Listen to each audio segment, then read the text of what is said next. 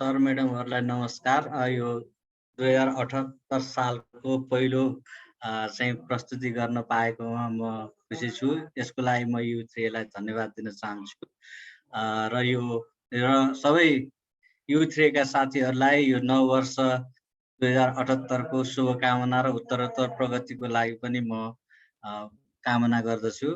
खास गरी म राष्ट्रिय मानवाधिकार आयोगमा कार्यरत रहेको 18 वर्ष रह्यो। त्योभन्दा अगाडि म प्राध्यापन पनि गर्थेँ। मेरो ब्याकग्राउन्ड चाहिँ साइन्स हो। म जियोलोजी भूगर्भशास्त्र पढेँ, तर पछाडि काम चाहिँ मानवाधिकार आयोगमा गरेँ भन्नु पर्यो। अहिले पनि गइरहेको छु र अहिले सहसचिवको रूपमा कार्यरत रहेको छु। र म आज चाहिँ अलिकति यो सैद्धान्तिक पाटो पनि हो। यो अब हाम्रो U3को सँग डाइरेक्टली रिलेट र हामीलाई त्यति उपयोगी नहुन पनि सक्छ।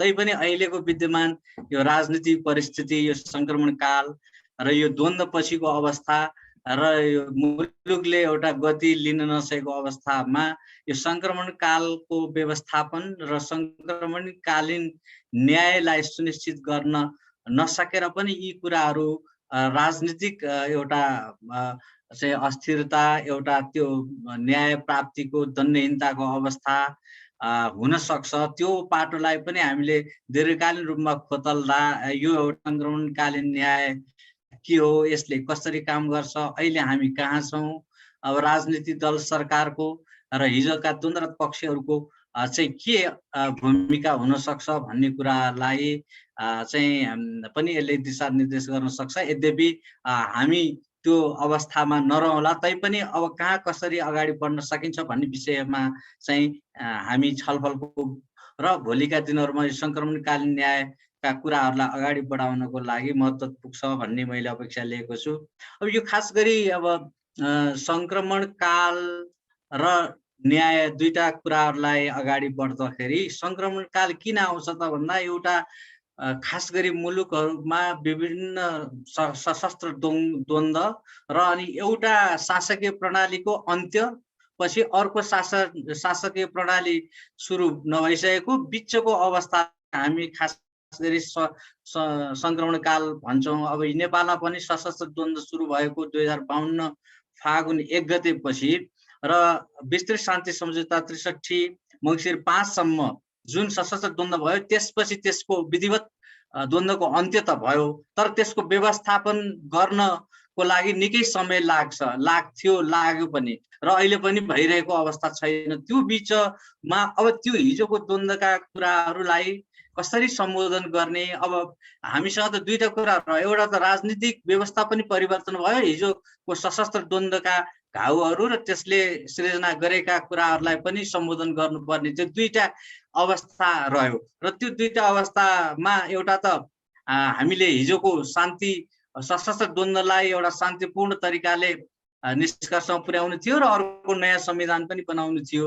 त्यो दुईटाको अवस्थामा र त्यो फेरि पनि सशस्त्र द्वन्द्व नदोहोरिने र न्यायको सुनिश्चितता गर्न के गर्न सकिन्छ भन्ने हिसाबबाट चाहिँ काम अगाडि हुनु पर्थ्यो भन्ने मलाई लाग्छ। म एक दुईवटा अब यो हिजोको द्वन्द्वलाई मैले सम्झाउन खोजेको त होइन, तैपनि हिजोको द्वन्द्वमा कस्ता असरहरू परे भन्ने कुरा एक दुईवटा स्लाइड म यहाँ राख्न चाहन्छु। वास्तवमा चाहे त्यो सुरक्षाकर्मी होस्, चाहे तत्कालीन द्वन्द्व माओवादी होस् वा सर्वसाधारण होस्, जो पनि हिजोको द्वन्द्वको चपेटामा परेको अवस्था थियो। त्यस्तै गरी अब माओवादी पक्षबाट पनि राज्य पक्षबाट त्यस्ता घटनाहरू घटाइएका थिए र त्यो त्यति मात्र होइन, मान्छे मात्र होइन, जनावरहरू र भौतिक सामग्रीहरू, भौतिक अवस्थामा पनि प्रशस्त नोक्सान भएको अवस्था थियो। त्यो हिजो सशस्त्र द्वन्द्वको अवस्थामा हामी देख्न सक्छौँ। त्यो थुप्रै जो युद्धमा भाग नलिएका व्यक्तिहरू पनि प्रभावित भएका अवस्था द्वन्द्व चाहिँ भएको कारणबाट अब युद्धरत पक्षहरू त अब भए तैपनि यो कुरा गर्दाखेरि हिजो हामी महाभारतकामा पनि युद्ध नियम भन्थ्यो। अब यो मानव अधिकारमा चाहिँ यो मानवीय कानुनको पालनाका कुरा अनि त्यस्तै गरी यो जेनेवा सन्धिको साझा धारा 3 कुरा त्यो बेला खूब चर्चा हुन्थ्यो। त्यो साझा धारामा चाहिँ 4वटा महासन्धि छन् यो गर्ने स्थलबाट, जलबाट, मानवोचित व्यवहारमा अथवा आफ्नो कब्जामा लिइसकेपछि उनीहरूलाई यातनापूर्ण तरिकाका कुराहरू रहे। यस्ता कुराहरू यावत कुराहरू भए हिजो द्वन्द्वका नियमहरू पालना भएनन्। अधिकारको र मानवीय कानुनको व्यापक उल्लङ्घन भयो। यहाँ मैले एउटा 2टा शब्द राखेँ हजुरहरूलाई। मानवीय कानुन भने चाहिँ विशुद्ध युद्धको बेलामा पालना गर्नुपर्ने कुराहरू जो विद्रोहीलाई पनि उत्तिकै लागू हुन्छ, राज्यलाई त लागू भएको। मानव अधिकारका कुराहरू चाहिँ विद्रोहीलाई पनि लागू हुन्छ, तर त्यही कुराहरूलाई लिएर कतिपय कुरामा विद्रोह गरेको अवस्थामा चाहिँ त्यो मानव अधिकारका कतिपय कुराहरू विद्रोहले नमानेर विद्रोहमा जान सक्छ। यद्यपि कुराहरू विद्रोहीलाई पनि पालना गर्नुपर्ने अवस्था रहन्थ्यो, त्यो अवस्था रहेन। हिजो विद्रोहीको चाहिँ एउटा पहिचान पाउनमा 4वटा कुराहरू चाहिँ हुँदो रहेछ। यो चाहिँ अन्तर्राष्ट्रिय मानवाधिकार कानुन मूल्य मान्यतामा चाहिँ एउटा चाहिँ निश्चित उद्देश्य, राजनीतिक उद्देश्य। अब त्यो एउटा राजनीतिक उद्देश्य हिजोको अवस्थामा अलिकति थियो भन्न सकिन्छ। अर्को चेन अफ कमान्ड तलदेखि माथि, माथिदेखि तलसम्म त्यो सर्कुलर हुन सक्ने अवस्था हुनुपर्छ भन्ने एउटा मान्यता हो। त्यो हो विद्रोहीको चाहिँ पहिचान पाउन सक्छ। होस् वा पोसाक, त्यो पनि केही हदसम्म हिजो थियो।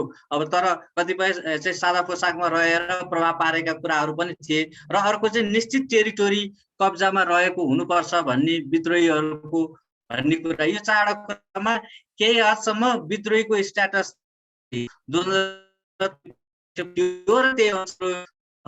चाहिँ सशस्त्र द्वन्द्व गर्यो र राज्यले पछाडि चाहिँ अब सम्झौता भइसकेपछि ऊ चाहिँ शान्तिपूर्ण उसमा आयो, राजनीतिमा आयो भन्न सकिन्छ।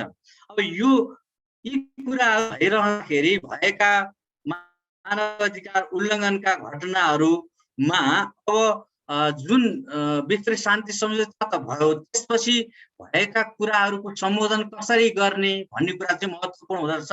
यही अब एउटा अन्त्य भइसकेको, एउटा अवस्थाको अन्त्य भइसकेको, अर्को अवस्थामा पूर्ण रूपमा नगइसकेको अवस्थालाई नै हामीले चाहिँ संक्रमण काल भन्छ। अब संक्रमण काल हाम्रो देशमा लामो समय रह्यो, अहिले पनि एक किसिमको संक्रमण काल हुन त अब चुनावपछि स्थायी सरकार पनि आइसकेको अवस्था छ। तैपनि हिजो द्वन्द्वका घटनाहरूको पूर्ण रूपमा निरूपण भइसकेको अवस्था छैन। हिजो मानव अधिकार उल्लङ्घनका घटनाहरू हत्या, बेपत्ता, अपहरण, यातना, गैरकानुनी थुना, धम्की, विस्थापन, सम्पत्ति कब्जा, लुटपाट, हिंसा, बलात्कार यावत घटनाहरू भए त्यसमा रेगुलर मेकानिजमबाट गरिने कुराहरू जस्तै मानव अधिकार आयोगले मानव अधिकार उल्लङ्घनका घटनाहरूको बारेमा अनुसन्धान गर्ने, सिफारिस गर्ने कुराहरू रह्यो। तर यस्तो सशस्त्र द्वन्द्वपछि चाहिँ निश्चित कालमा, निश्चित अवधिमा एउटा छुट्टै संयन्त्र चाहिँ गठन गरेर पनि सम्बोधन गरिन्छ, जसलाई चाहिँ हामी अब सत्य निरूपण आयोगहरू भन्छौँ। अहिलेसम्म विश्वमा यो द्वन्द्वपछिको अवस्थामा 44वटा चाहिँ मुलुकहरूमा यस्ता ट्रान्जिसनल जस्टिस सिस्टम, अब यो संक्रमणकालीन न्याय संयन्त्रहरू गठन भएका छन्। त्यसमा नेपाल पनि एउटा रह्यो र खास गरी चाहिँ 2071मा संक्रमणकालीन न्याय सत्य निरूपण तथा मेलमिलाप आयोग सम्बन्धी ऐन आइसकेपछि 71 साल माघ 27 गते चाहिँ पहिलो पटक चाहिँ सत्य निरूपण तथा मेलमिलाप आयोग र बेपत्ता छानबिन आयोग 2टा आयोगहरू गठन भए एउटै ऐनबाट। र त्यसको म्यान्डेट चाहिँ के थियो भन्दा हिजो सशस्त्र द्वन्द्वमा भएका घटनाहरूको छानबिन गर्ने र त्यो छानबिन पछि कतिपय कुराहरूलाई क्षतिपूर्ति परिपूरण को लागि सिफारिस गर्ने र कतिपय कुराहरू मेलमिलाप गर्न सकिने, मेलमिलाप हुने लाई चाहिँ मेलमिलापको लागि वातावरण तय गर्ने र कतिपय कुराहरूलाई चाहिँ न्याय निरूपणको लागि सरकारलाई सिफारिस गर्ने भन्ने कुराहरू थियो। र त्यो ऐन आएदेखि नै विरोध भयो र त्यो ऐन आएपछि पीडितहरूले एक खालको चाहिँ विरोध गरे कि यो पूर्ण रूपमा छैन, अन्तर्राष्ट्रिय मानवाधिकारका मूल्य मान्यता अनुसार यो ऐन छैन, यसलाई चाहिँ पुनरावलोकन गर्नुपर्छ भन्ने कुराहरू पनि आए। यी कुराहरूको आधारमा अहिले पनि चाहिँ दुईपटक म्याद थपेर पहिलो आयोगहरूको म्याद सकियो र अहिले फेरि एक डेढ वर्ष अगाडि यो माघ 5 गते फेरि अर्को पदाधिकारी सहितको आयोग गठन भयो र यसले अहिले काम गर्दैछ। र यो खास गरी संक्रमणकालीन न्यायको सिद्धान्तमा आधारित रहे हिजो युद्धका घटनाहरूको निष्पक्ष रूपमा छानबिन गर्ने र त्यसपछि सत्य उजागर गर्ने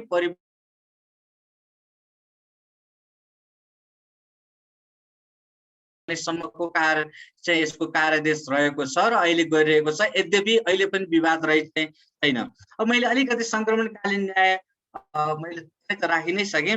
अब युद्ध समाप्तिपछि भएका मानवाधिकार मानवीय कानुनको उल्लङ्घन सम्बन्धी विषयलाई सम्बोधन गर्न अवलम्बन गर्ने एउटा मेकानिजम संयन्त्र हो, जुन चाहिँ हाम्रो नेपालमा पनि युद्धपछि चाहिँ यो आयोगहरू गठन गरियो। यो चाहिँ न्यायको विस्तारित अवधारणा। यो कस्तो हो भन्दा कहिलेकाहीँ रेगुलर सिस्टमहरूलाई प्रभाव पार्न सक्छ अथवा त्यसले चाहिँ त्यो अझ विस्तृत रूपमा त्यसले समूह गर्न नसक्ने हुन सक्छ। त्यस्तो अवस्थामा यी संक्रमणकालीन न्यायका संयन्त्रहरू स्थापना हुन्छन्। नेपालमा पनि अब हुन त हामीसँग मानवाधिकार आयोग पनि छ, कोर्ट पनि छ, प्रहरी प्रशासन पनि छ। त्यो हिजोका सबै कुराहरूलाई चाहिँ यसले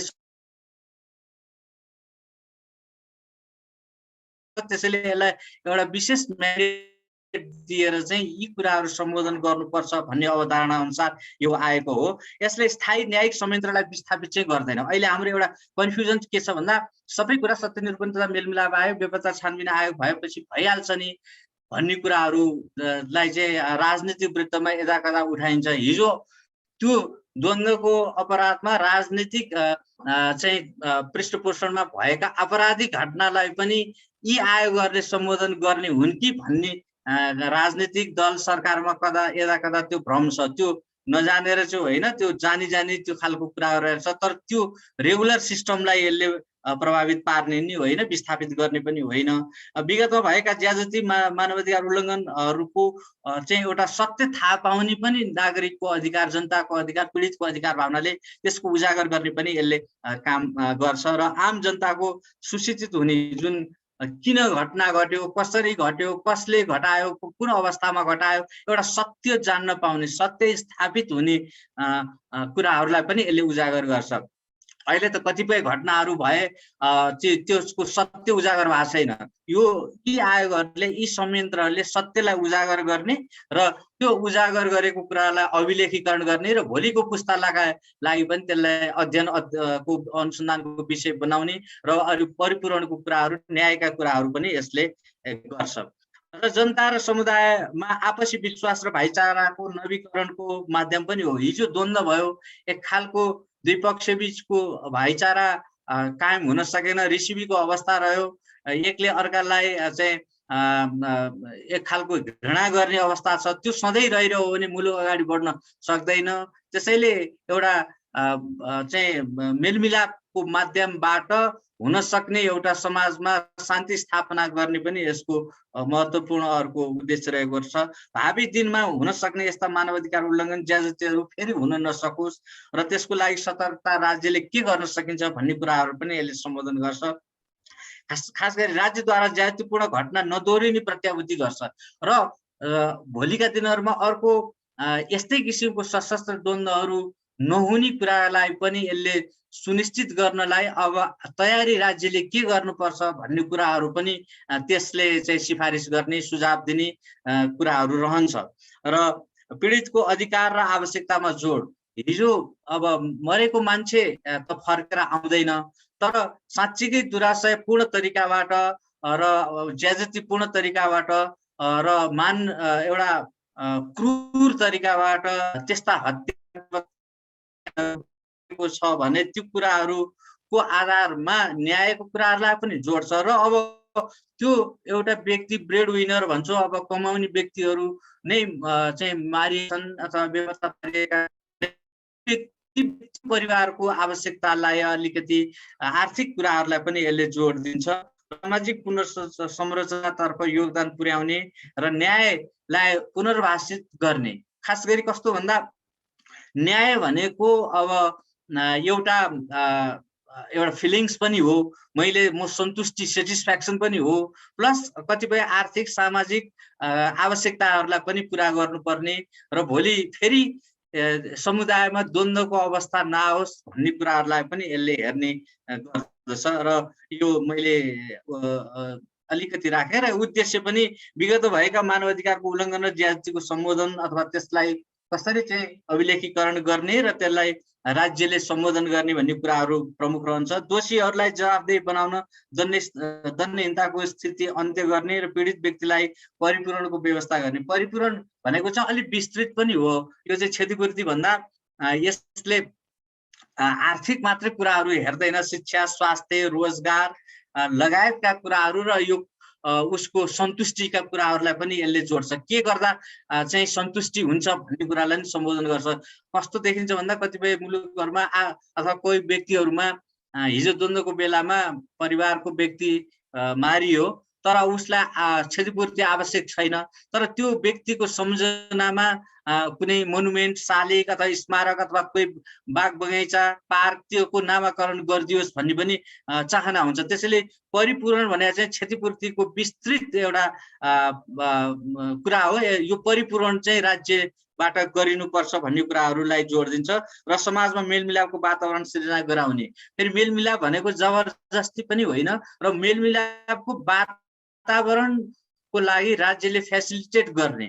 जस्तो उत्तरी आयरल्यान्डमा भएको जो आइआरएसँगको चाहिँ जुन लडाइँ थियो त्यसमा चाहिँ पछाडि चाहिँ प्रोटेस्टेन्ट र त्यो क्याथोलिकहरूको बिचमा कुरा गर्ने थलो पनि थिएन र त्यहाँ आयरल्यान्डको सरकारले चाहिँ एउटा त्यो मेलमिलाप केन्द्र भन्ने कि के केन्द्र भनौँ अथवा त्यो दुवै पक्ष जम्मा हुने अनि हिजोका कुराहरू सेयर गर्ने, आफ्ना परिवारका कुराहरू सेयर गर्ने, अब एक खालले पीडा साट्ने, खुसी साट्ने, त्यसले चाहिँ कम गर्छ र अलि द्वेष, रिस रागको भावनालाई पनि कम गर्छ। त्यस्तो किसिमको वातावरणको लागि मेलमिलाप केन्द्रहरू स्थापना गर्ने भनेपछि त्यो स्वत त्यस्ता केन्द्रहरूमा जम्मा भएर आफ्ना कुराहरू चाहिँ सेयर गर्दा पनि त्यो आक्रोश, त्यो द्वेष, त्यो रिस चाहिँ कम हुँदो रहेछ। त्यो भने मतलब जबरजस्ती मिल्नुपर्छ भन्ने कुराहरू नै होइन, त्यो वातावरणको लागि फेसिलिटेट गर्ने कुराहरू हुँदो रहेछ। त्यस्तै त्यस्तो कार्य नदोहोरियोस् भन्ने कुराको सुनिश्चितता गर्ने।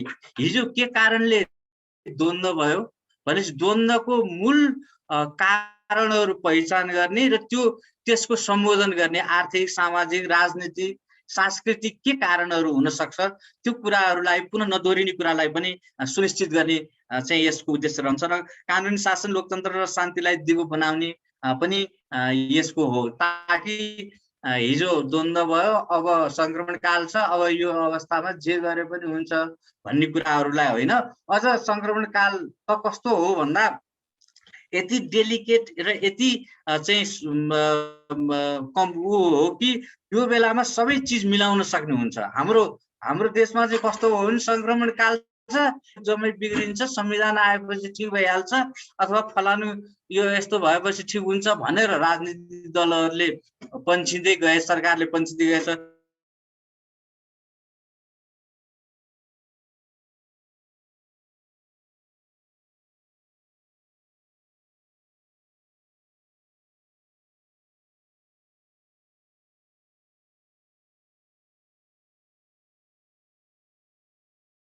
कुरा, स्ट्रक्चरल सेटअप कुराहरू, अरू कानुनका कुराहरूलाई चाहिँ अझ मजबुत बनाएर रुल अफ ललाई सञ्चालन गर्ने चाहिँ काम बढी यो संक्रमण कालमा हुन्छ।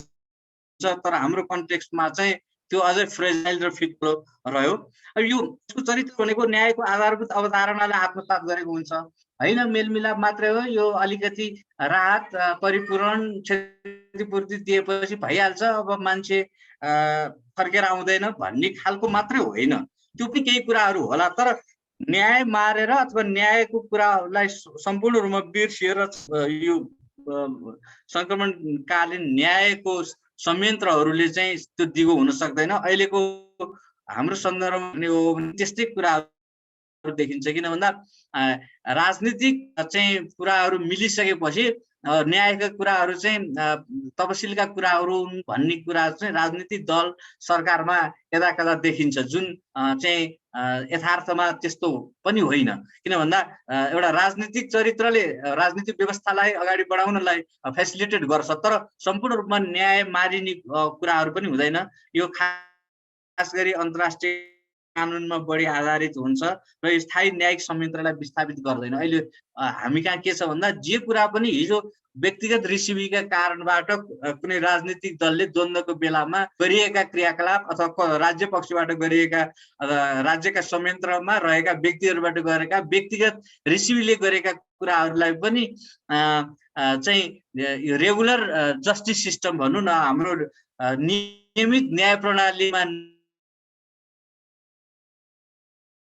नगइकन यो चाहिँ संक्रमणकालीन समयमा चाहिँ सेटलमेन्ट गर्नुपर्छ अथवा बिर्सिनुपर्छ, यसलाई उठाउनु हुँदैन भन्ने खालको कुराहरू पनि यदा कदा सुनिन्छ। र समग्रमा भन्ने हो भने जवाफदेहिताको विकास र दण्डहीनताको अन्त्यलाई चाहिँ यो संक्रमणकालीन न्यायका सिद्धान्तहरूले चाहिँ आत्मसात हुन्छ। र त्यो बेलाको हाम्रो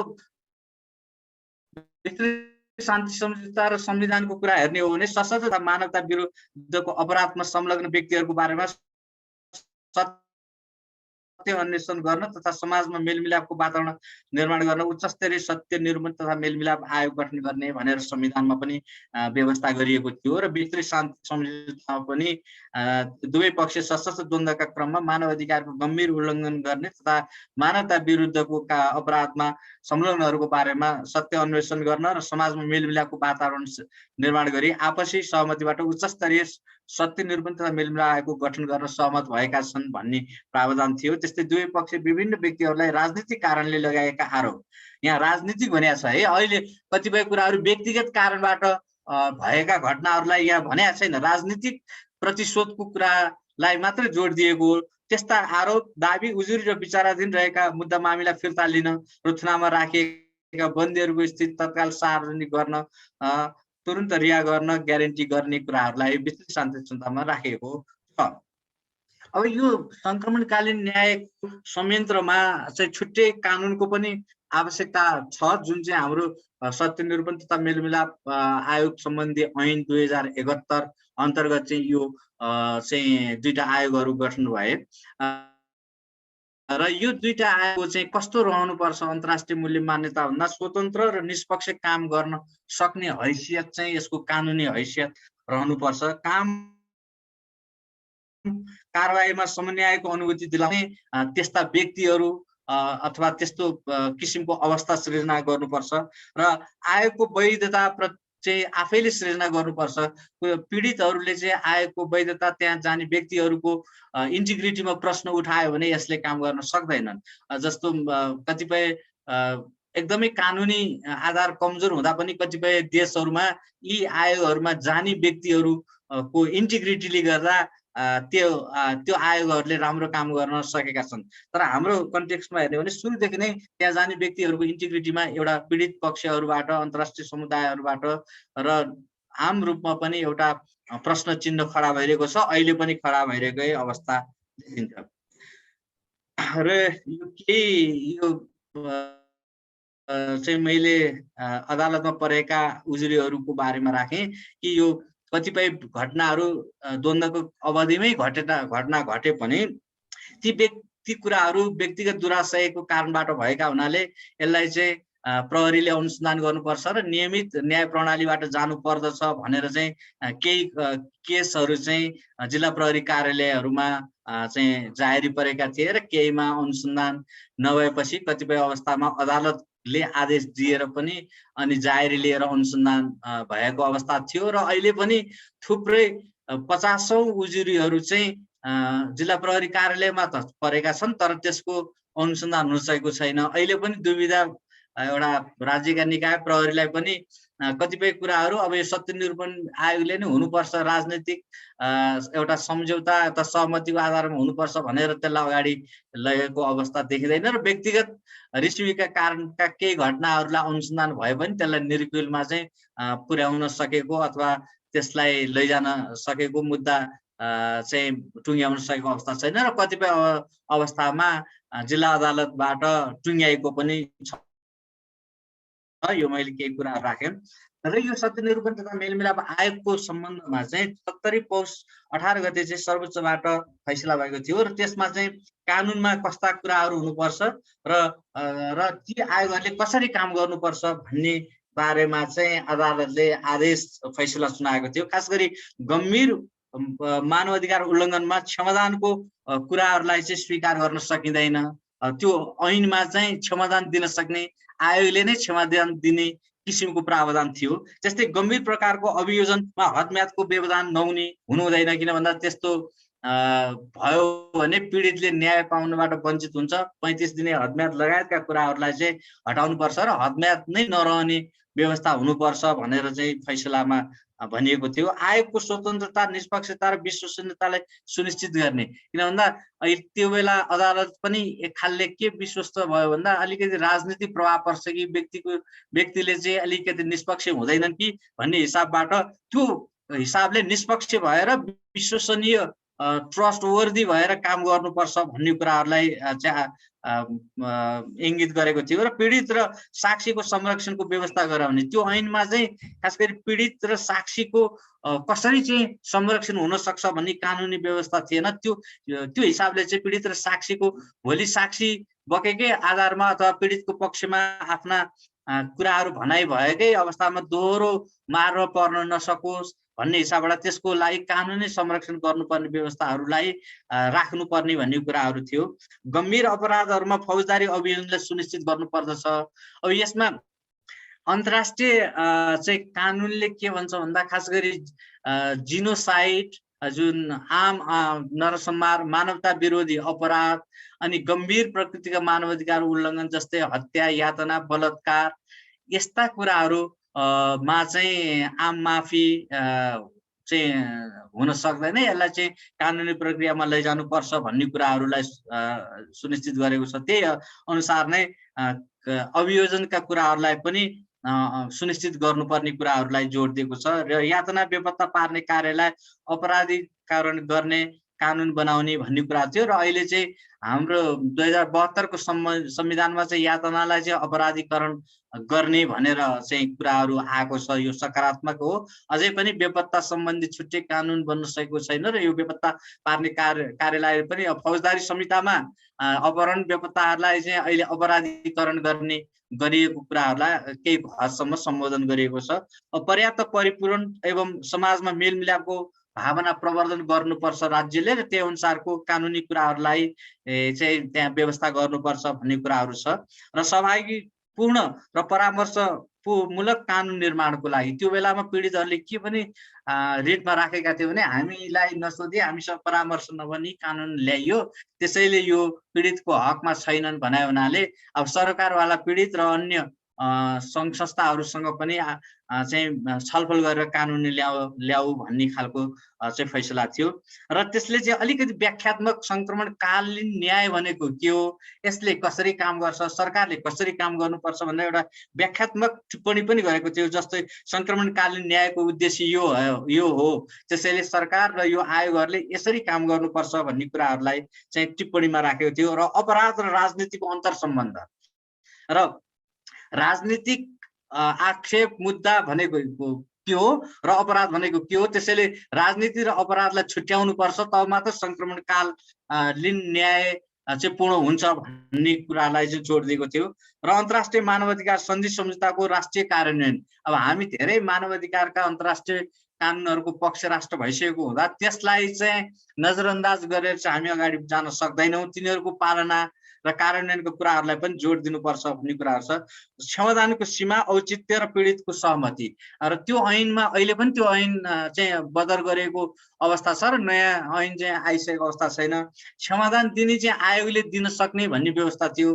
त्यो अरू देशहरूको पनि हेर्दाखेरि यदि गम्भीर प्रकृतिको मानवाधिकार उल्लङ्घन ज्यादती अपराधमा त क्षमादान हुन सक्दैन, तर ससाना मानवाधिकार उल्लङ्घन ज्यादती अपराधका घटना सधैँ समाजमा त्यसलाई पिरोली राख्ने पनि कुरा हुँदैन। त्यसमा सहमति अथवा मेलमिलाप गराउन सकिन्छ, तर त्यसो गर्दा पीडित र पीडक पक्ष दुवै राखेर उनीहरूको सहमतिमा गराउनुपर्छ र आयोगले चाहिँ ल सहमति गर अथवा मेलमिलाप गर भन्दैमा त्यो चाहिँ नियम सङ्गत हुँदैन, कानुन सम्मत हुँदैन भन्ने कुराको चाहिँ व्याख्या गरेको थियो। र त्यसपछि सङ्क्रमणकालीन न्याय फौजदारी न्याय बीचको अन्तर सम्बन्ध।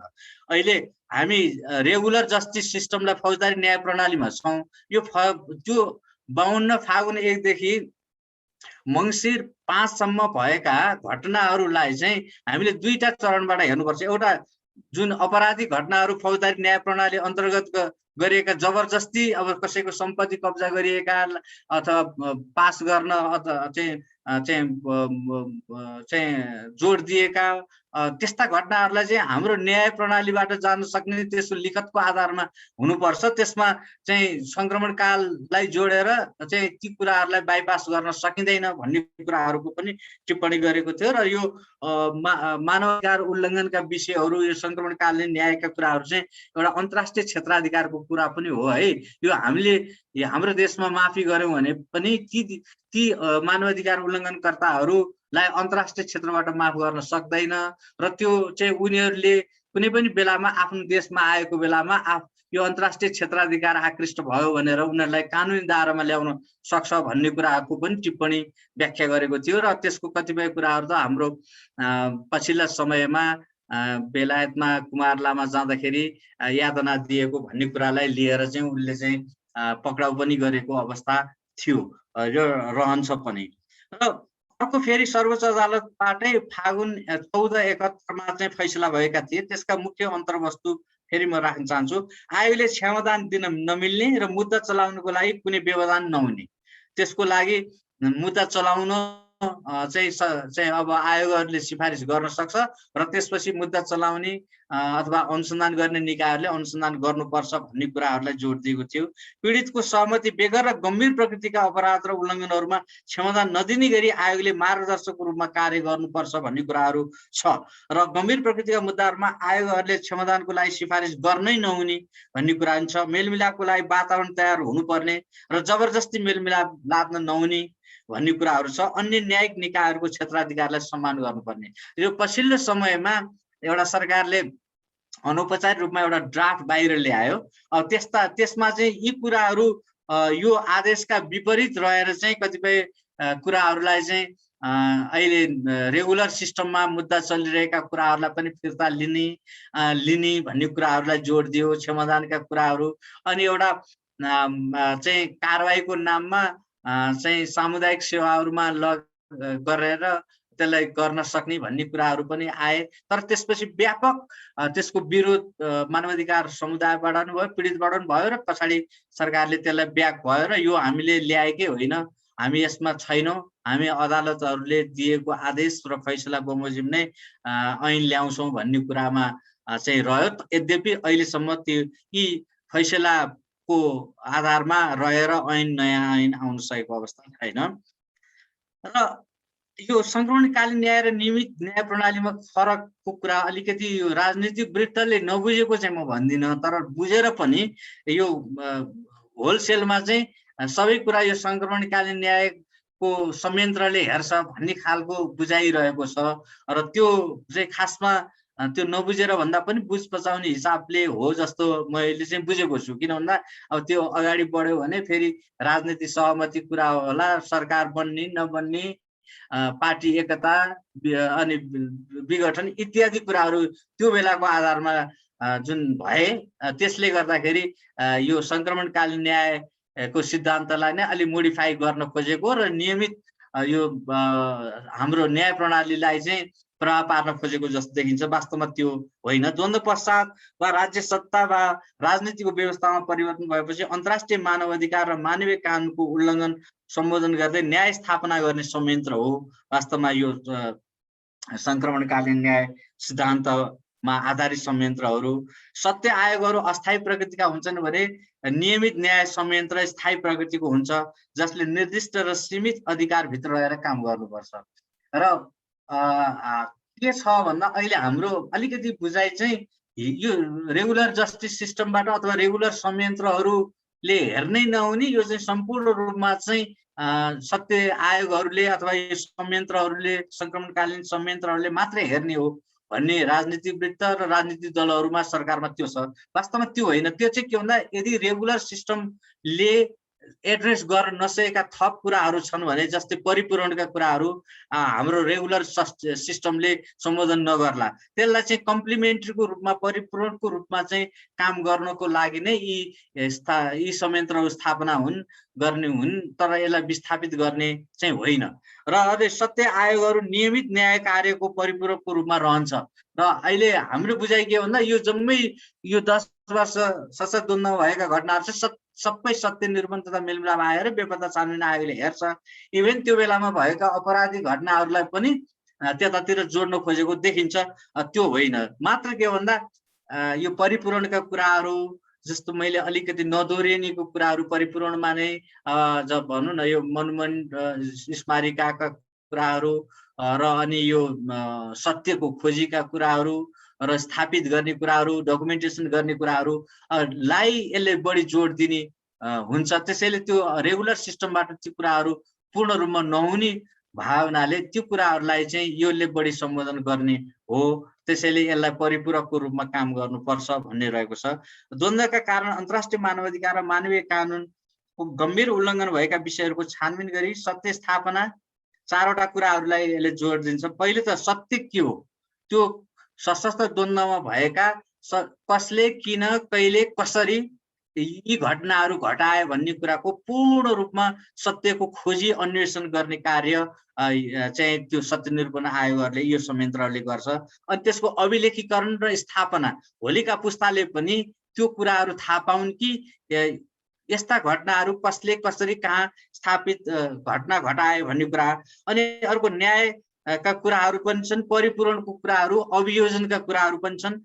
यो कुराहरू 3-4वटा कुरालाई चाहिँ बेसिक रूपमा चाहिँ यो संक्रमणकालीन न्यायका सिद्धान्त अथवा यो संयन्त्रहरूले सम्बोधन गर्नुपर्दछ र समाजलाई दीर्घकालीन शान्ति स्थापनातिर डोर्याउँछ, ताकि यही कुराले चाहिँ झन् कलह, अर्को द्वन्द्व चाहिँ सृजना गर्ने होइन कि यसलाई चाहिँ म्याच्योर्ड रूपमा सबै कुराहरूलाई राज्यले यथाशक्य सम्बोधन गर्ने। एउटा यस्तो पनि नहोस् कि होइन दण्डहीनता जे गरे पनि हुन्छ, राजनीतिक सहमति भएपछि हिजो सबै द्वन्द्वमा भएका गम्भीर मानवाधिकार उल्लङ्घन ज्यादतीका कुराहरूलाई चाहिँ क्षमा दिन सकिन्छ भन्ने कुरा पनि स्थापित नहोस्। र फेरि कस्तो पनि नहोस् भन्दा त्यो भएभरका सबै कुराहरू चाहिँ जुन ससाना घटनाहरू छ त्यसलाई पनि उजागर ठुलो बनाएर सधैँ कलह, समाजमा वितृष्णा, रिस, द्वेष त्यो स्थापना पनि हुने नहोस्। त्यसले गर्दाखेरि गम्भीर प्रकृतिका मानवाधिकार उल्लङ्घनलाई एकातिर र अन्य मानवाधिकार उल्लङ्घनलाई चाहिँ छुट्याएर अन्य मानवाधिकार उल्लङ्घनका कुराहरूलाई कसरी सम्बोधन गर्ने, जस्तै विस्थापित सम्पत्ति कब्जाका कुराहरूलाई परिपूरण, क्षतिपूर्ति इत्यादिका कुराले होला। तर गम्भीर प्रकृतिका मानवाधिकार उल्लङ्घनका कुरालाई कम्तीमा पनि त्यसलाई प्रोसिक्युसनमा लगेर अभियोजनमा लगेर न्याय चाहिँ मर्दैन है भन्ने कुरालाई पनि जोड दिने गर्दछ। र अन्तर्राष्ट्रिय यसले नियमित न्यायिक प्रणाली अन्तर्गतको अदालतको फौजदारी दायित्व निर्धारण गर्ने क्षेत्राधिकार जस्तै jurisdiction of the court to determine criminal एकाउन्टेबिलिटीलाई प्रतिस्थापन गर्दैन। अहिले त हाम्रो बुझाइ के छ भन्दा त्यो द्वन्द्वकालमा भएका सम्पूर्ण घटनाहरू राजनीतिक प्रतिशोध होस् वा व्यक्तिगत प्रतिशोध होस्, जे घटनाले घटेको जे कारणले भए पनि त्यसलाई चाहिँ त्यही संयन्त्रले हेर्नुपर्छ भन्ने खालको आम बुझाइ छ। जुन त्यो क्रिमिनल एकाउन्टेबिलिटी जहिले पनि रहन्छ, राज्यले त्यसलाई एड्रेस गर्नुपर्छ। त्यस्ता घटनाहरूलाई प्रतिस्थापन नगरिकन बरु त्यसलाई चाहिँ सघाउ पुर्याउने काम गर्छ। यो एक दुईवटा यो मैले राख्न चाहे। जस्तो मेलमिलापको कुराहरू हामीसँग उठिरहँदाखेरि मेलमिलाप भनेको कुरालाई एउटा रुवान्डाली नरसंहारबाट बसेको एकजना व्यक्तिको भनाइ, मैले मेलमिलाप भन्ने शब्दलाई बुझिनँ।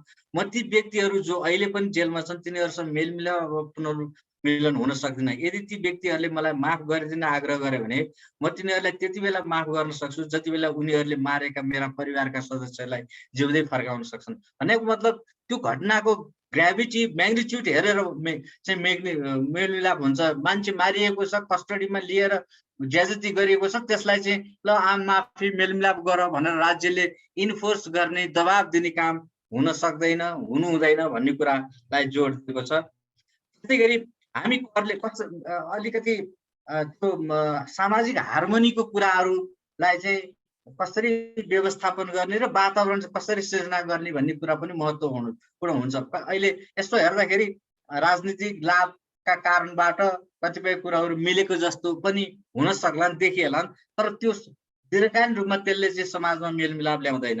जस्तै एकजनाले भनेको हामी करले सँगसँगै बसेका छौँ, त्यही कारणले हामीले एक अर्काको लागि राम्रो र माया गरेको बहाना गरेका छौँ, तर म सधैँ उनीहरूलाई घृणा गर्छु र उनीहरूले पनि मलाई घृणा गर्छन् भनेको मतलब जबसम्म त्यो भित्री रूपमा घृणाको भावना आइराख्छ नि, तबसम्म शान्ति र मेलमिलापको कुरा हुन सक्दैन। त्यो घृणालाई घटाउनको लागि कसरी वातावरण सृजना गर्ने भन्ने कुरा चाहिँ महत्त्वपूर्ण हुन्छ। र त्यस्तै अर्को एउटा पनि यहाँ भनाइराख्न चाहन्छु। एउटा कोलम्बियाको युद्ध पीडित महिलाको कुरा ले भन्छन्, जस्तो टेलिभिजन, रेडियो र पत्र पत्रिकामा देखिने, सुनिने र पढिने युद्ध मात्र युद्ध होइन, त्यो त केवल क्षणिक हुन्छ। एउटी महिलाको लागि साँचो युद्धको अनुभव तोप वर्षा, बम वर्षा आदि मात्र होइन, त्यो त केवल क्षणभर मात्र हुन्छ। युद्ध त त्यसपछि सुरु हुन्छ जब अपाङ्ग श्रीमान, अपाङ्ग छोरो, बलात्कृत छोरी, ध्वस्त पारिएको सम्पत्ति सम्झेर हेरेर जिउनु नै मेरो लागि युद्ध हो भनेको मतलब युद्ध भयो, तर युद्धका जुन घाउहरूलाई राज्यले सम्बोधन गर्न सकेन भने त्यो कुरा चाहिँ त्यो पीडितको लागि सधैँभरि त्यो एउटा भित्र रहिरहन्छ र उसले चाहिँ न्यायको अनुभूति पनि गर्न सक्दैन र उसले भित्रमा रिस, दाह अथवा बदला लिने कुराहरू सधैँ रहिरहेको छ। त्यस्ता कुरालाई चाहिँ सूक्ष्म रूपमा राज्यले सम्बोधन गर्न सक्नुपर्छ भन्ने कुराहरू। जस्तो एउटा पति मारिएको, छोरा मारिएको, अपहरण परेको महिलाको लागि त उसले बाँच्ने आधार त सधैँ उसले त्यो कुराहरूलाई सम्झना गराइन्छ नि। त्यो सम्झना गर्ने कुराले त उसले जहिले पनि त्यो युद्धको चाहिँ पीडा भोगिरहेको जस्तो अनुभव हुन्छ। यद्यपि फिजिकल युद्ध नहोला, तर उसको मनभित्र र त्यो पीडाले दिएको घाउहरूले चाहिँ त्यो झन् एउटा भयानक युद्धको सृजना गरेको हुन्छ।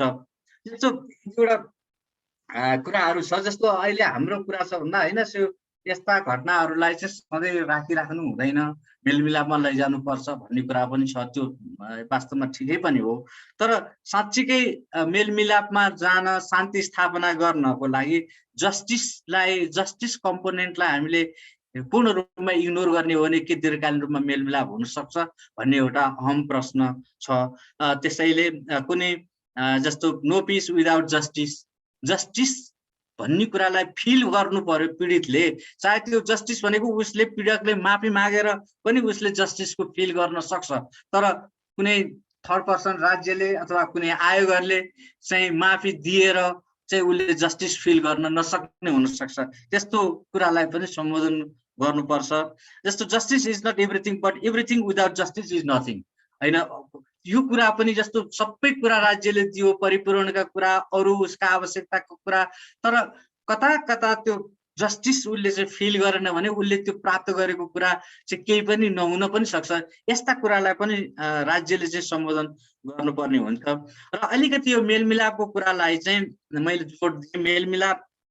मेलमिलाप भने के हो त? साँच्चीकै ह्युमन राइट्स पर्सपेक्टिभबाट मेलमिलाप भनेको अहिले यो हाम्रो बुझाइ जस्तै हो त भन्ने कुरामा अलिकति म राख्न चाहन्छु। जस्तो मेलमिलाप यो रिकन्सिलिएसन, यो युद्ध पछिको मेलमिलापलाई चाहिँ अलिकति छुट्टै तरिकाले परिभाषित गरेको हुन्छ। यो दुईटा पक्षलाई जबरजस्ती मिलाप गराउने अथवा तेस्रो पक्षले चाहिँ मेलमिलाप गर भन्ने कुराहरू मात्रै मेलमिलाप होइन।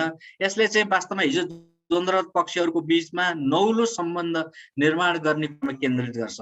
हिजोको भएको घटना त घट्यो, अब त्यो सधैँ रिस, राग, द्वेष, रिसिभी मात्रै होइन, यसले चाहिँ सम्बन्ध नै नौलो कसरी उनीहरू बीचमा स्थापित गर्ने भन्ने कुराहरूलाई जोड दिन्छ। सम्बन्धगत द्वन्द्वको संवेगात्मक र मनोवैज्ञानिक पक्षहरूका साथै विगतका पीडाहरूको स्वीकार्य तथा भविष्यको अन्तर्निर्भरता। अब हिजो घटना घट्यो, स्वीकार्यता कतिपय पक्ष उल्लङ्घनकर्ताहरूले पनि यो जाने नजाने राज्यको आदेश वा अरू कारणबाट अथवा विद्रोहीको नेताको आदेशबाट अरू कुराबाट भयो, तर यो मैले गल्ती गरेँ भन्ने गल्तीको आभास पनि गराउने र त्यसको आधारमा नयाँ सम्बन्धहरू, भोलिका भविष्यका कुराहरूलाई चाहिँ सम्बन्ध स्थापित गर्ने कुराहरू जोडिदिन्छ। नयाँ स्थान सृजना गर्छ जहाँ द्वन्द्वलाई हाँक्ने फरक तथा गाँसिएका शक्तिहरू र चासोहरूका साथै सत्य र करुणा, एउटा ह्युमन संवेदना संवेदनाहरूलाई पनि यसले जोड दिन्छ र त्यस्तै गरी यसले प्राथमिक लक्ष्य र मूल योगदान भनेकै प्रभावित जनसङ्ख्याका विविध तहहरूमा वर्तमानलाई दुरुस्त पार्नको लागि पीडादायी विगत हिजोका पीडादायी विगतहरूलाई मात्रै सम्झेर पनि काम छैन, तर अहिले वर्तमानलाई ठिक पार्नको लागि त्यसलाई पूर्ण रूपमा बिर्सिएर पनि नहुने हुन सक्छ। त्यसैले ती विगतका पीडादायी कुराहरू साथै वाञ्छित साझा भविष्यलाई सम्बोधन र एकीकृत र आत्मसात गर्नको लागि समय र स्थानको सृजना रचनात्मक तरिकाले गर्ने कुराहरूको उपायहरूको वातावरणको लागि पनि यसले चाहिँ डिमान्ड गर्दछ। साथै वास्तवमा मेलमिलाप भनेको चारवटा कुराहरूलाई चाहिँ सम्बोधन गर्नुपर्ने हुँदो रहेछ। एउटा चाहिँ मानवीय संवेदना, मान्छेको हिजो द्वन्द्वमा भयो त्यो कुराहरूलाई प्रस्फुटित गर्ने, जस्तै स्वीकारका कुराहरू, क्षमाका कुराहरू त्यो पीडितले कतिपय अवस्थामा दिन पनि सक्छ। हिजो दक्षिण अफ्रिकाको कुराहरू गर्दाखेरि त्यो पीडित पक्षले पीडकलाई उसले स्वीकार गर्यो, उसको अगाडि माफी माग्यो भने त्यो बेलामा पीडितले त्यस्ता कुराहरूलाई स्वीकार गरेर अथवा क्षमा दिन सक्छ। त्यो कुराहरूलाई पनि सम्बोधन, सहयोगका कुरा, सम्झौताका कुरा, हिजो द्वन्द्वका पीडाहरूलाई उपचार गर्ने एउटा मनोवैज्ञानिक उपचार, एउटा शारीरिक उपचारका कुराहरू होला, यो कुरालाई सम्बोधन गर्नुपर्छ।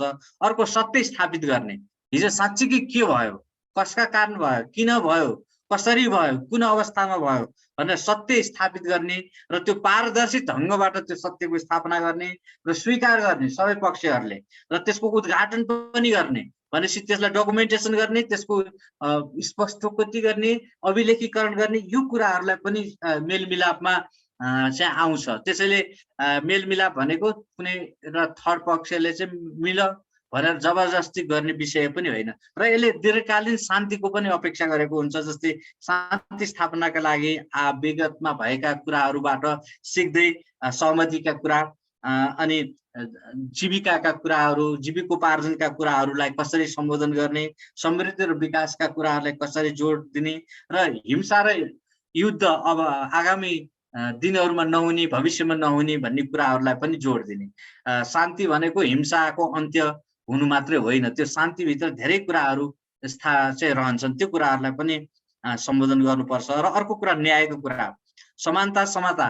त एउटै घटना प्रकृतिका कुराहरूमा चाहिँ एउटा कमजोर पक्षलाई चाहिँ न्यायको कठघरामा ल्याउने र अलिकति बलियो राजनीतिक प्रभाव भएका व्यक्तिहरूलाई छुट दिने, त्यस्ता कुराहरू भयो भने न्याय प्राप्त हुन सक्दैन र न्यायको अनुभूति हुन सक्दैन। त्यो कुराहरूलाई सबैलाई समान तरिकाबाट व्यवहार गरिने कुराहरू र एउटा मूल्य मान्यता, हाम्रा सामाजिक मूल्य मान्यता अथवा न्यायिक मूल्य मान्यताहरूलाई स्थापित गर्ने कुराहरू र निष्पक्ष रूपमा त्यसलाई चाहिँ अगाडि लैजाने कुराहरू र एउटा ह्युमन डिग्निटीका कुराहरूलाई जोड दिन्छ यो चारवटा खम्बा मेलमिलापको। तर यो चारवटा खम्बामा रहेर हाम्रो ऐनमा पनि व्यवस्था हुन सकेको अवस्था छैन। राजनीतिक दलहरूमा, द्वन्द्वरत पक्षहरूमा पनि यसको चाहिँ एउटा स्पष्ट बुझाइ छैन। खालि मेलमिलाप भनेको हामीले केही दियौँ, अब यो लियो, अब यस्तो हुँदैन भनेर जबरजस्ती चाहिँ मेलमिलाप गर भन्ने कुराहरू मात्र जस्तो देखिन्छ, जसले चाहिँ दीर्घकालीन मेलमिलाप पनि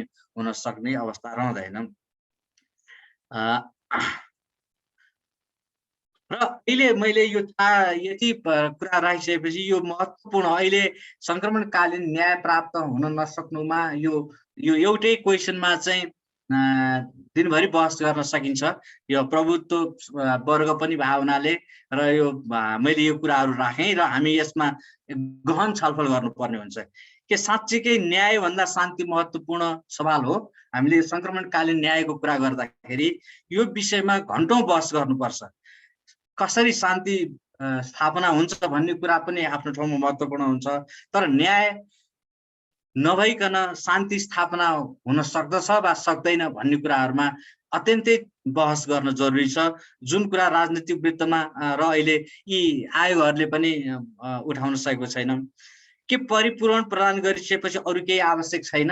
अहिले पीडितको तर्फबाट र संक्रमणकालीन न्यायका सिद्धान्तबाट हामीले बहस गरिरहँदाखेरि परिपूरण दिएपछि सक्यो, अब यो बिर्स सकियो, अब जे जस्तो भयो भन्ने कुराहरू मात्रै चाहिँ महत्त्वपूर्ण हुन्छ त। त्यसपछि अरू विषयहरूमा, न्यायका कुराहरूमा चाहिँ छलफल गर्ने अथवा त्यसलाई प्रत्याभूति गर्नको लागि संस्थागत सुधारका कुराहरू, कानुनी सुधारका कुराहरूलाई चाहिँ जोड दिनुपर्छ कि पर्दैन भन्ने कुराहरू पनि यो बहसको विषय हुन सक्छ।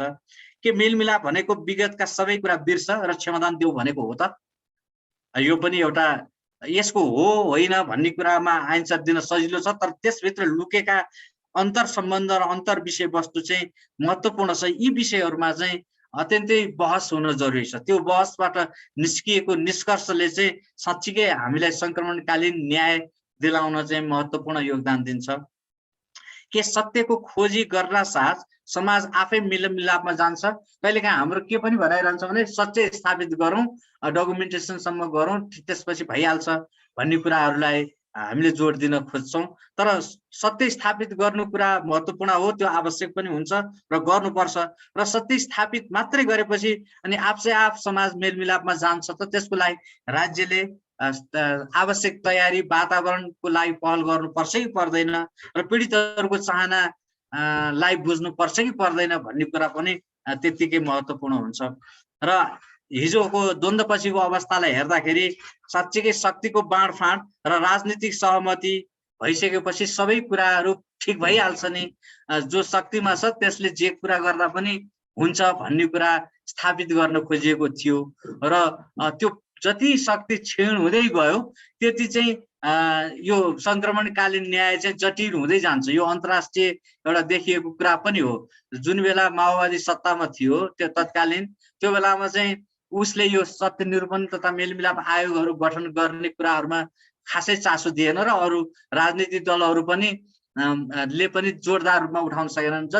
जब शक्ति क्षीण हुँदै जान्छ त्यति त्यो चाहिँ अन्तर्राष्ट्रिय स्तरमा त्यो कुरा कहिले पनि मर्दैन, किनभने यो मानवाधिकारको अन्तर्राष्ट्रिय मूल्य मान्यता अन्तर्गत यो अन्तर्राष्ट्रिय क्षेत्राधिकारको पनि विषय भावनाले झन्झन पछि भयो बाहिर जाँदा अप्ठ्यारो पर्ने, जान नसक्ने अवस्था आउने हुन्छ। त्यसैले त्यो हामीले विचार गर्नुपर्ने कुरा के हो भने शक्तिको बाँडफाँड र राजनीतिक सहमति गर्दाखेरि यो अन्तर्राष्ट्रिय मानवाधिकारको मूल्य मान्यता के हो, यसका मापदण्ड के हुन्, हामीले यसलाई सम्बोधन गर्नु पर्छ, यो हाम्रो कानुनी दायित्व पनि हो भन्ने कुरालाई सँगसँगै विचार गरेको भए त्यस्तो जटिलताहरू आउँदैन थियो, एउटा सहजता पूर्ण तरिकाबाट अगाडि बढ्न सकिने अवस्था हुन्थ्यो।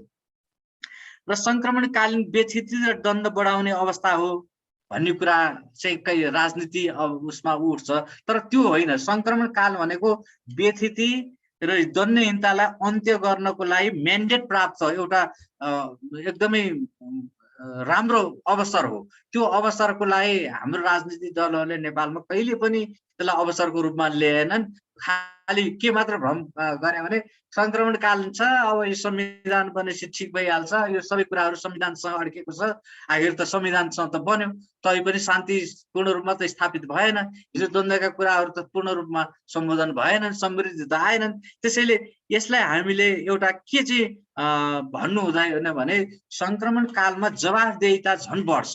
यति जवाफदेहिता एकाउन्टेबिलिटी हुन्छ, तर हाम्रो कन्टेक्स्टमा के हो भने जवाफदेहिता झन् न्यून भयो, जवाफदेहिता नै बहन भएन, खालि जवाफदेहिता पन्छ्याउने र आफ्नो एकाउन्टेबिलिटीलाई पन्छ्याउने कुराहरू बढी भए। त्यो चाहिँ एउटा विडम्बनाको अवस्था हो। यस्ता सवालहरूलाई अझै पनि हामीले अहिले पनि हेर्ने हो भने एकाउन्टेबिलिटी जुन जसको जे अधिकार छ अथवा आफ्नो रेस्पोन्सिबिलिटी छ त्यो कुराहरूलाई वहन गर्नको लागि त्यो वातावरण बनेको छैन। अहिले के देखिन्छ भन्दा जोसँग शक्ति छ त्यसले चाहिँ एकाउन्टेबिलिटी वहन गर्नु पर्दैन, जो शक्तिशील छ त्यसको लागि चाहिँ कानुन हो, त्यसको लागि मात्रै हो भन्ने खालको चाहिँ देखिन्छ व्यवहारमा। हुन त त्यो मानवाधिकारका कुरा र हाम्रो संविधान कानुनले त्यो कुराहरू त भन्दैन, तर त्यस्तो अवस्था देखिन्छ। त्यसको लागि साँच्चीकै पहल चाहिँ राजनीतिक दल सरकारहरूबाट नै गर्नुपर्ने हुन्छ। के हिजोका मानवाधिकार उल्लङ्घनकर्ताहरू आज सजिलै विजेताको रूपमा चित्रित गर्न सकिन्छ?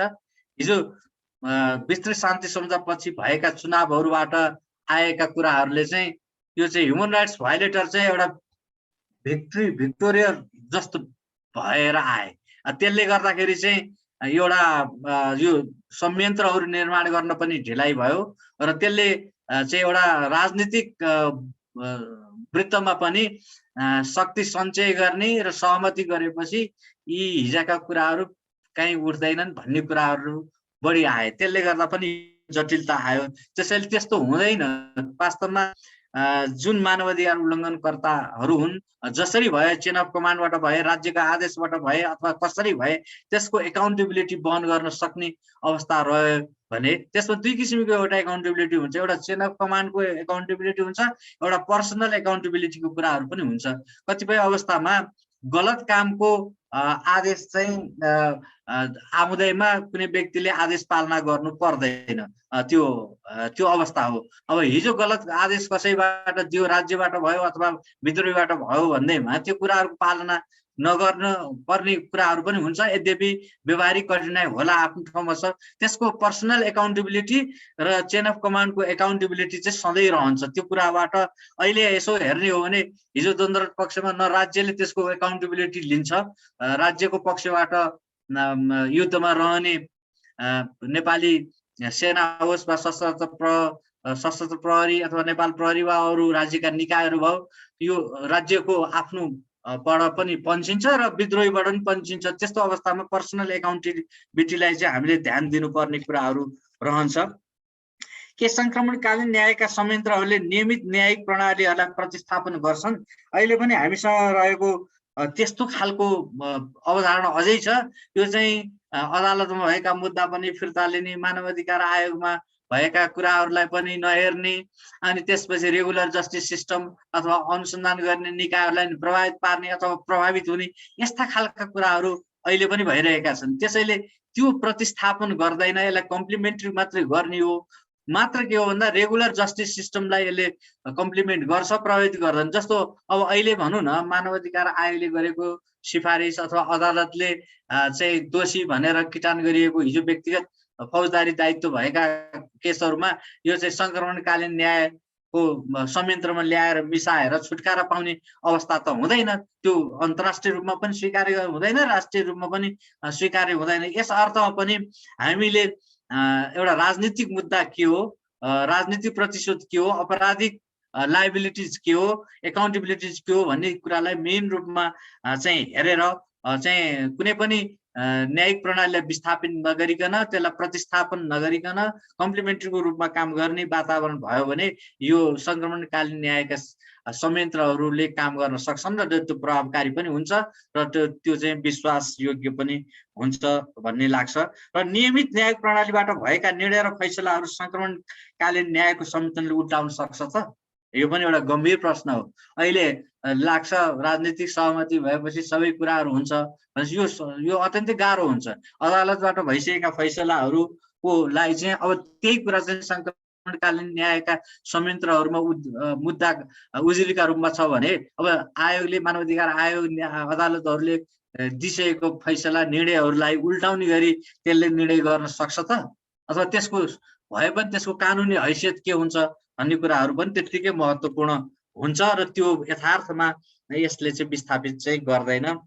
मैले यति कुराहरू राखेँ, मैले 35-40 मिनट राखेँ र अब यहाँहरूको केही जिज्ञासा छ भने म त्यसलाई सम्बोधन गर्ने प्रयास गर्छु। हस्, धन्यवाद।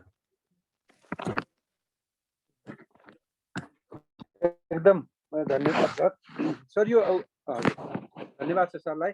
र वास्तवमा हामीले धेरै कुराहरू एकदमै सरले छोटो संक्षिप्तमा राखिदिनु हो, तर सुनौँ जस्तो लागिरहेको पनि थियो।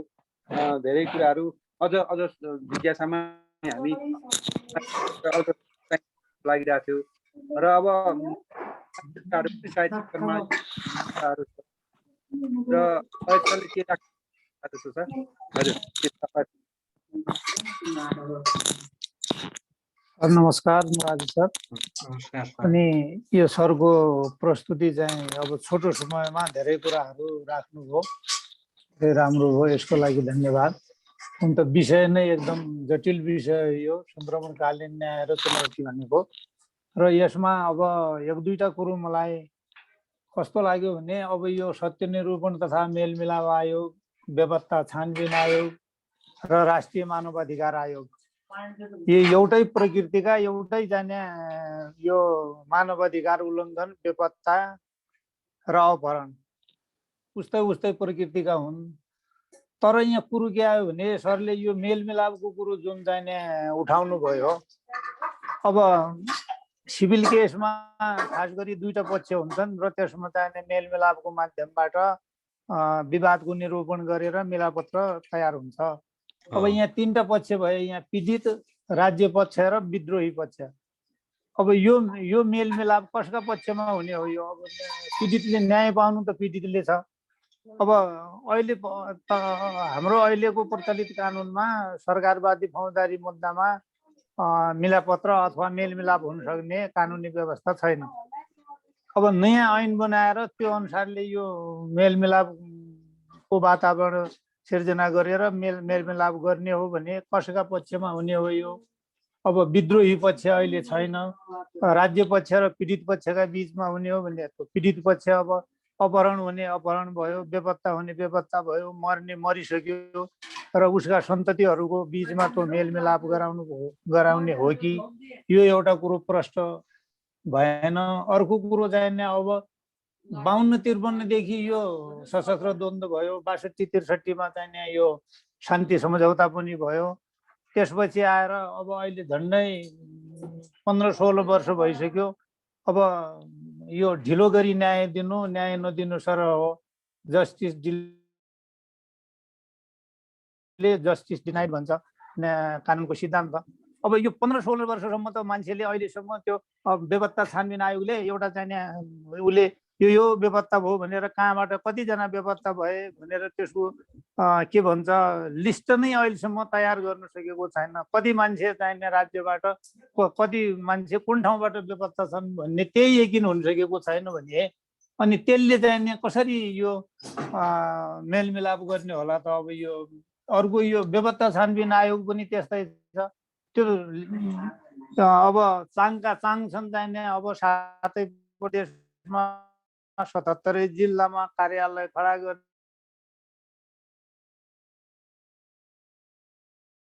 तथ्याङ्क आयोगहरू कस्तो देखियो भने राष्ट्रिय आयोगले यो चाहिँ मानव अधिकार उल्लङ्घन भयो, यो माथि यसरी यी पदाधिकारीमाथि कारवाही गर्नुपर्छ भनेर आफ्नो प्रतिवेदन पेश गर्ने। तर राज्य पक्षले त्यसको चाहिँ वास्ता नगर्ने। अहिलेसम्म राष्ट्रिय मानव अधिकार आयोगले दिएको प्रतिवेदन त कार्यान्वयन भएको त सुनिएको छैन, देखिएको पनि छैन। यसैले अब यो जनताले चाहिँ पीडित पक्षले न्यायको चाहिँ कसरी ग्यारेन्टी हुन्छ र यो मेलमिलापको र यो 2-3टा कुराको चाहिँ सरले प्रश्न पारिदिनु हुन अनुरोध गर्दछु। धन्यवाद। हस्, धन्यवाद सर। खास गरी सरले अब सिभिल देवानी प्रकृतिका मुद्दाहरूमा हुन सक्ने मेलमिलापको अदालत प्रक्रियाको कुरा गर्नुभयो। त्यो रेगुलर कुराहरू हो, हिजो पनि भइरहेको थियो, यो कानुनी व्यवस्था नै छ। जस्तो अब जग्गा खिचलो सम्बन्धी कुराहरू देवानी प्रकृतिका अदालतमा जाँदा अन्तिममा चाहिँ वर्षौंसम्म चाहिँ मुद्दा मामिला गर्दा पनि त्यो जग्गा नै हराउने अवस्था र त्यो जग्गाको लाभ चाहिँ दुवै पक्षले पाउन नसक्ने अवस्था, त्यो खालि वकिल राख्दै र खर्चमै जाने अवस्थामा यदि मिल्न सक्ने अवस्थामा त्यस्ता देवानी प्रकृतिका चाहिँ मुद्दाहरूमा मेलमिलाप गराउने प्रावधान नै छ, कानुनी व्यवस्था नै छ र अदालतले गर्दै आएको छ। र त्यो दुवै पक्षहरूलाई जबरजस्ती मेलमिलाप होइन, उनीहरूलाई नै टेबलमा ल्याएर उनीहरू आफै चाहिँ कुरा गरेर मेलमिलाप भइरहेका छ। यसले चाहिँ एउटा त अदालतको समय पनि बचत गर्यो र र आर्थिक कुराहरूलाई पनि सम्बोधन गर्यो दुवै पक्षलाई, र उनीहरू आफै एउटा बिन्दुमा आयो भने त्यो चाहिँ सबैको लागि राम्रो कुरा भयो। त्यो एउटा नियमित प्रक्रिया हो।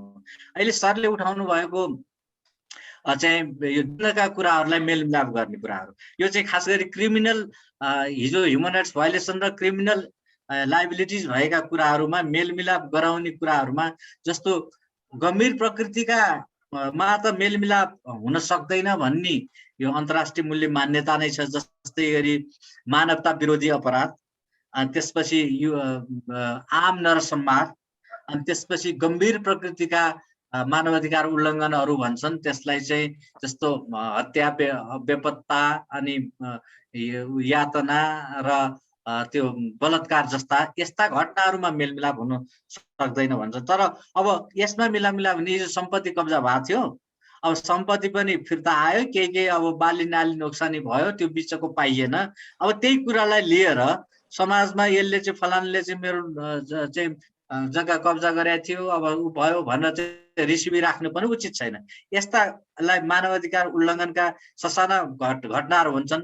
यस्ता कुराहरूलाई विस्थापितका कुरा, सम्पत्ति कब्जाका कुरा, यस्ता कुराहरूमा चाहिँ यो सङ्क्रमणकालीन न्यायका संयन्त्रहरूले मेलमिलाप गर्न सक्छन्, गराउन सक्छन् भन्ने कुराहरू छ। अब त्यसो गर्दा पनि मेलमिलाप गर्नको लागि कुरा गर्ने वातावरणको लागि उनीहरूले चाहिँ घटनाको बारेमा पहिले यथार्थ डकुमेन्टेसन गरिसकेपछि, घटनालाई उद्घाटन गरिसकेपछि, दुवै पक्षहरूलाई राखिसकेपछि, स्वीकार गरिसकेपछि यो गर्ने कुराहरू र पीडितले चाहिँ ल अब ठिक छ मैले माफी दिएँ, यो ठिक छ, अब यो कुरालाई लिएर हामी अगाडि भोलिका दिनहरूमा रेस राख्न सक्दैनौँ भन्ने हिसाबबाट मेलमिलाप गर्ने कुराहरू रहन्छ। यो मानव अधिकार उल्लङ्घनका साना कुरा, मानव अधिकार उल्लङ्घनका कुराहरूमा यो रहन्छ।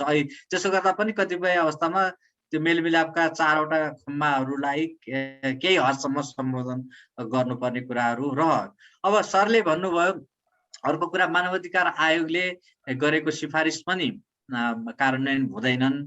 यो अब मानव अधिकार आयोग त यी आयोगहरू गठन हुनुभन्दा पूर्व नै गठन भएको एउटा स्थायी प्रकृतिको संयन्त्र हो। यसलाई हामीले रेगुलर संयन्त्र पनि भन्न सक्छौँ।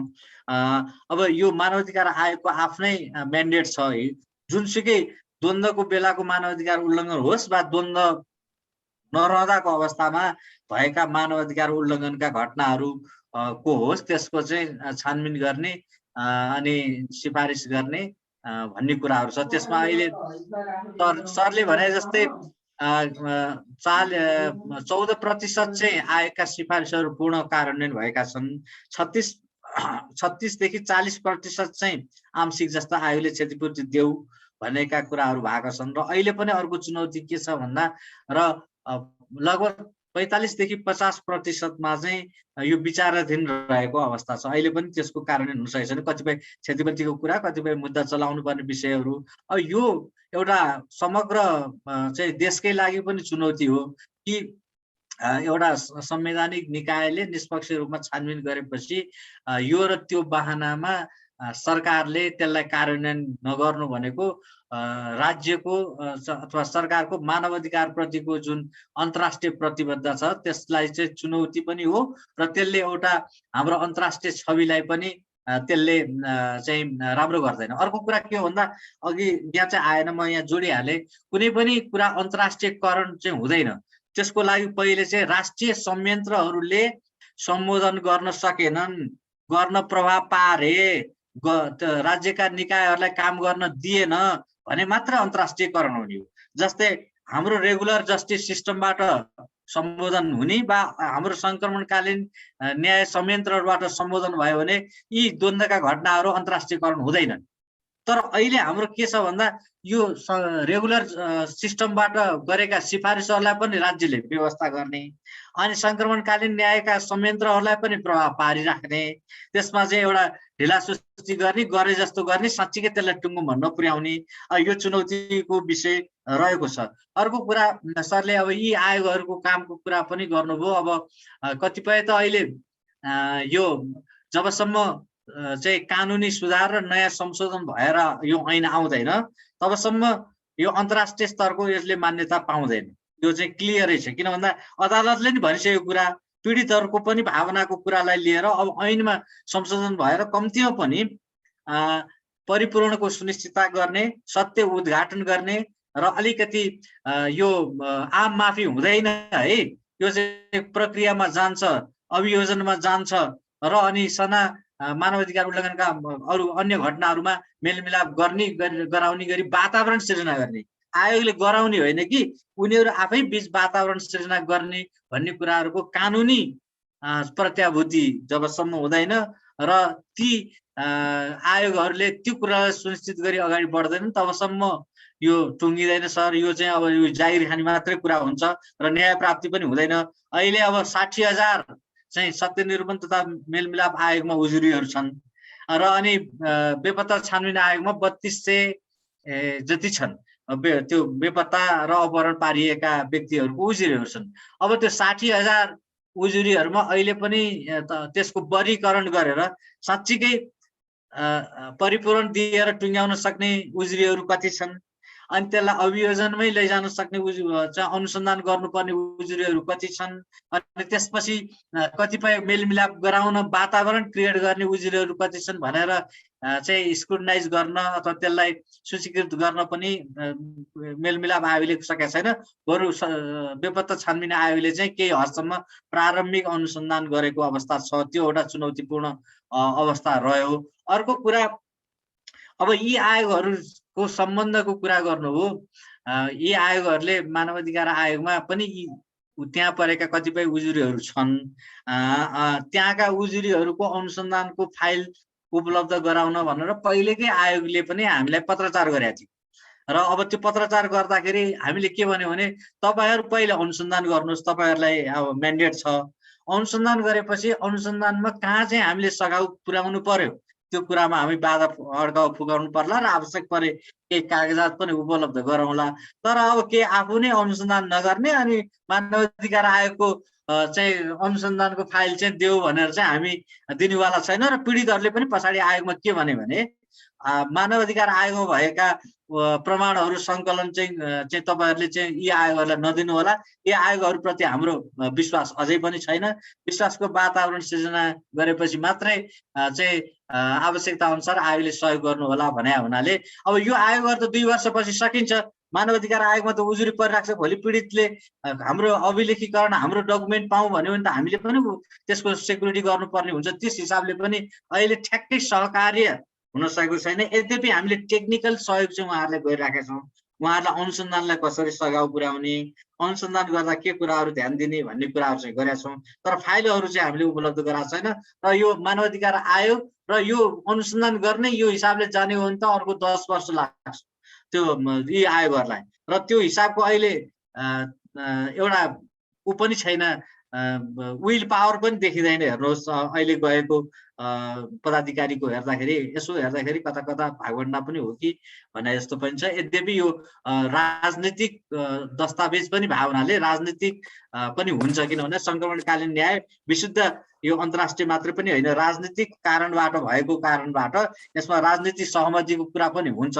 तर त्यसो गर्दा पनि एउटा यसको कानुन अनि यसको काम गर्ने क्रेडिबिलिटी, ट्रस्ट बिल्डिङ कुराहरूलाई चाहिँ आफैले सिर्जना गर्नुपर्छ। दक्षिण अफ्रिकाको कुरा गर्नुहुन्छ भने सर, दक्षिण अफ्रिकामा जुन डेस्मन्ड टुटु भन्ने त्यहाँको पादरी हो, उसको क्रेडिबिलिटीले गर्दाखेरि जति काम भयो त्यो चाहिँ राम्रो भनेर मानियो। त्यसैले त्यहाँ जाने व्यक्ति म्यान्डेट आफ्नो ठाउँमा छ र व्यक्तिको क्रेडिबिलिटी चाहिँ महत्त्वपूर्ण हुन्छ। त्यो यो व्यक्तिले साँच्चीकै पीडितको लागि काम गर्छ है, यो राजनीतिक दाउपेचभित्र पस्दैन भन्ने विश्वास चाहिँ यी आयोगहरूले आफै दिलाउन सक्यो भने त्यो टुङ्गोमा पुग्छ, होइन भने यस्तै यस्तै हुन्छ, यो कहिले पनि टुङ्गिने अवस्था चाहिँ रहँदैन सर। हस् हस्, धन्यवाद सर। सर गुप्तबहादुर सरले हजुर गुप्ता सर, अब हामी 5-7 मिनटमा सक्नुपर्छ, त्यसले गर्दा आन्सर पनि छोटो होस्, प्रश्न पनि छोटो होस्। सर नमस्कार। नमस्कार सर। मेरो क्वेरी त खासै केही छैन सर। अब सरले यति राम्रोसँग प्रस्तुत गर्नुभयो कि अब यसमा अहिलेसम्म नबुझेको कुरा पनि धेरै बुझ्ने मौका मिल्यो। अब यहाँ धेरै अरू सरहरू पनि हुनुहुन्छ। अब खालि के हो भनेदेखि यो राज्य पक्ष र विद्रोही पक्षले गरेका विविध जुन क्रियाकलाप छन् र अब यो सत्य निरूपण आयोगका माध्यमबाट जे जति कुराहरू चाहिँ आउनुपर्ने हो त्यो हाम्रो यहाँको कन्टेक्स्टमा अझै पनि त्यसलाई बाहिर ल्याउन सकिएन। त्यसले गर्दाखेरि राज्यबाट पीडित भएका र विद्रोही पक्षबाट पीडित भएका दोहोरो पीडितहरूको चाहिँ यहाँ पीडा कहिलेसम्म खपेर बस्ने भन्ने खालको कुराहरू नै ठुलो प्रश्न रहिआएको चाहिँ छ। अब यस्तो कुराहरूमा अब मानव अधिकार आयोगबाट आफूले गर्ने कुराहरू चाहिँ त मानव अधिकार आयोगको प्रयास जारी नै छ, तर पनि सबभन्दा ठुलो प्रश्न भनेको यहाँ चाहिँ अब राज्य पक्षले त्यसलाई कसरी हेरिराखेको छ र कति यसमा सक्रियता राख्छ भन्ने खालको कुरा हुनाउँदो रहेछ। अब राज्य पक्ष यहाँ चाहिँ जहिले पनि अब पासा पल्टाउने र अनि अब कतापट्टिबाट आफू चाहिँ गेमिङ गर्ने भन्ने कुरामा मात्रै तल्लिनु भएको देखिन्छ। अब हामी चाहिँ त्यही राज्य पक्षबाट सञ्चालित अथवा राज्यलाई सपोर्ट गरेका मान्छेहरू पर्यो, तर पनि अब दोहोरो पीडितहरू चाहिँ यहाँ छन्। यिनको पीडा कहिले समाधान हुन्छ अथवा कहिले न्याय पाउँछन् भन्ने कुरा चाहिँ त्यो केही पनि यकिन भएन। अब यही कुराहरू चाहिँ अलमलमा छ। अरू कुरा त अब सरले सबै प्रश्न पारिसक्नु भएको छ। Thank you sir. हजुर हो सर, सरले ठिक एनालाइसिस गर्नुभयो। जबसम्म राजनीतिक एउटा हामीले के चाहिँ विचार गऱ्यौँ भने यो सल्टिन्छ भन्दा हिजो अब जेसुकै भए पनि ह्युमन राइट्स भायोलेसनमा पर्सनल्ली इन्गेज हुने संस्थागत चेन अफ कमान्डको आदेश वा अरू कुनै कारणबाट पर्सनल्ली इन्गेज भएको व्यक्तिहरूलाई केसहरूलाई छुट्याएर त्यसलाई चाहिँ यो न्याय मर्दैन है, केही कुराहरू सिम्बोलिक कानुनी कारबाही पनि हुन्छ भन्ने हिसाबबाट अगाडि बढ्यो भने यसलाई टुङ्गिन्छ। यो राज्य पक्ष पनि नभन्ने, विद्रोही पक्ष पनि नभन्ने, सिर्फ मानवाधिकार उल्लङ्घनकर्ता को हो त्यो पनि कसको आधारमा त भन्दा हिजो मानवाधिकार आयोगले गरेको अनुसन्धानको आधारमा र यो यी आयोगहरू निष्पक्ष रूपमा छानबिन गरेको आधारमा। यसमा यो व्यक्ति र त्यो व्यक्ति नभनिकन भन्यो भने यसलाई फेरि कस्तो भन्दा सम्पूर्ण रूपमा कारबाही हुनुपर्छ भन्ने पनि होइन। यो संसारमा कहीँ पनि हुन सक्दैन। तर सिम्बोलिक रूपमा हिजो भाइलेसन गर्ने व्यक्तिहरू कुनै न कुनै रूपमा यो चाहिँ कानुन दायरामा आउँछन् है भन्ने एउटा सन्देश दिन सकियो भने त्यो चाहिँ टुङ्गोमा पुग्छ। होइन यो गोलमाल मात्रै गरिराख्ने, शक्ति सञ्चय र सहमति पावरमा भएपछि यो कुरा छोड्दै जाने, अनि पावरबाट ऊ भएपछि यसलाई उठाउने, अनि फेरि यसलाई राजनीतिक विषय बनाउने भयो भने चाहिँ यो कहिले पनि टुङ्गिँदैन, पीडितले न्याय पाउँदैन। Thank you sir.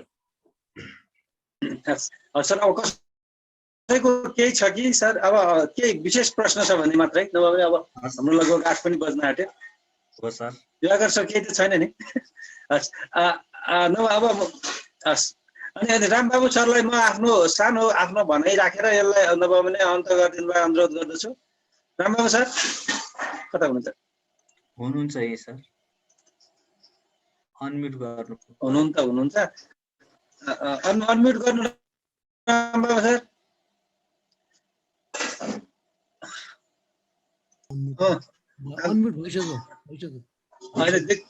भइसक्यो ठिक छ। रामचन्द्र सर पनि आउनु भएको थियो। हजुर ठिक छ। धन्यवाद दिनुहोस्। रामचन्द्रजीले भन्नु राम्रोसँग हस्, मुरारीजीलाई धेरै धन्यवाद है।